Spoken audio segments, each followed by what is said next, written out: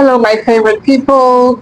Welcome to today's episode of Family Matters with my humble self, Nkechi Onyeka. It's always a pleasure to be here, like I always say. And remember that Family Matters is your number one family podcast. I mean, which other podcast would you get such uplifting wisdom from the Lord? And so you're welcome to today's episode of Family Matters with my humble self, Kitchen. And remember, our goal and major aim here is to see families become as originally designed by God, is to see homes begin to be patterned after, the intentions and the design of God. And that's basically why we're here. So today I want us to look at Abraham's parenting style. Yes, Abraham's parenting style as a tool for, his parenting model as a tool for national and world transformation. If we look at Genesis chapter 18, God was going to destroy Sodom and Gomorrah, and on his way he said, "Shall I do a thing without informing my servant Abraham?" And I am paraphrasing, he said, "Shall I do such a thing? Can he take such an important step without informing his servant Abraham?" He said, saying that Abraham is going to be a great nation. He said something else, seeing that Abraham could also command his entire household to walk in his ways. Abraham could rally his entire household to also serve the Lord. This alone qualified Abraham to be privy to the mind of God. Question number one. Our parenting style could determine how much influence we are going to have over our land. And this could be spiritually or physically. How much we're able to rally our entire household could also determine whether we qualify to be influencers, spiritual intercessors over our territory. And I began to ask myself, could it be why things are the way they are in Nigeria? Could it be that we don't have enough families patterned after Abraham, that whose intercession over the land would carry weight, who will be privy to the mind of God on behalf of of your land and of the territory, whose intercession will now then carry weight? This is something for all of us to actually begin to ponder on. Abraham could rally his entire household to serve God. In our days, I know that in Nigeria, for example, a lot of us have extended family members living with us. And most of the time, we're just concerned with our children. We don't really carry our extended families along. Abraham did not have a child at this time. And this is not even family, these are servants, He had over 300 servants. He was housing. They had their houses and they had their families. And Abraham was able to parent them and lead them and model God to them in such a way that they also submitted to the same God that Abraham was submitted to.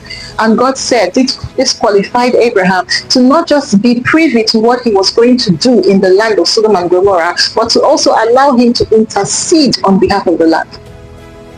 And yes, Abraham began to intercede. He started from 50 and he went up to 45 and 40. And finally he went up to 10. And God said that there were not up to 10 righteous men in the land. My inquisitive mind began to ask, why did Abraham stop at 10? He would have just said one, actually said certain of himself as a righteous man, if anything. And the Holy Spirit was quick to answer me. As an intercessor, you have access to the mind of God. You know the heart of the Father. And Abraham knew that there were 10. 10 was the quorum. On the mind of God, Abraham knew that 10 was the quorum, and that was why he stopped there. Yes, there were not 10 righteous men in the land, and finally God destroyed Sodom and Gomorrah. But bringing this to our time, we have more than 10 righteous men in Nigeria.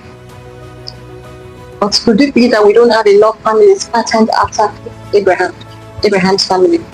Could it be that we don't have enough parents whose parenting style is patterned after Abraham? Could it be that we are not leading our families in the way that God would want us to lead them?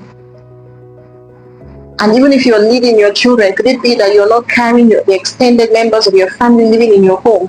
in the way that God would have wanted you to do so. I mean, this is something for all of us to begin to ponder on as parents, that your parenting style could be used as a tool for national transformation. That just by you being able to rally your entire household, you become qualified to be privy to information that is on the mind of God alone.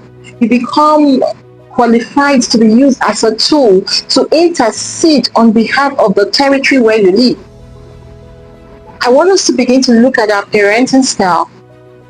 The major goal is that everyone in our house must be submitted to the God that we are submitted to in the same manner in which we are submitted to Him. And so we need to trust the Holy Spirit for the wisdom to do this. It's easy to bring up your children in this manner, but it is becomes more difficult when you have other adults living in your home that is already set in their ways. How Abraham was able to do this, only him knew, because he was dealing with servants that was set in their ways, and how he was able to rally and command all of them to serve God and submit to God the way he was submitted to Him. We will trust the Holy Spirit for that wisdom to help us to direct every member of our family, everyone living in our household, to submit to God the same way we are submitted to God. So God will find us worthy to be privy to information regarding our land, regarding our territory, and will be found qualified to intercede, and our intercession will carry weight, and they will begin to walk. We ask that parents begin to see their roles beyond the four corners of their families. They would see that their role has, beyond their home, it has more implications. God can use you and your entire family just by virtue of how well you're doing your job as a parent. I come to the end of today's podcast, and I really want us to ponder over these things and really let it begin to change the way we see ourselves as parents. Let it begin to change the way we do things as parents. Let it begin to transform us, and this is how we want our home to truly be. And yes, if you are being blessed by all of these wisdom that we dish out on a daily basis, I just wanted to reach out to us and just let us know on how you are imbibing and assimilating all you're learning, how you're beginning to practice it in your home, and what God is really doing with you and with your home in this season. I know a few people have reached out to me and they shared with me how that they're being blessed even though they're not in Nigeria. All they hear is helping them to begin to rearrange their home and understand their roles as parents. And I look forward to hearing from a lot more people. Just feel free, you can always comment in the comment section, or you can even reach out to me via email if that's what's comfortable for you. I love you and I wish to hear from you. God bless you. Bye.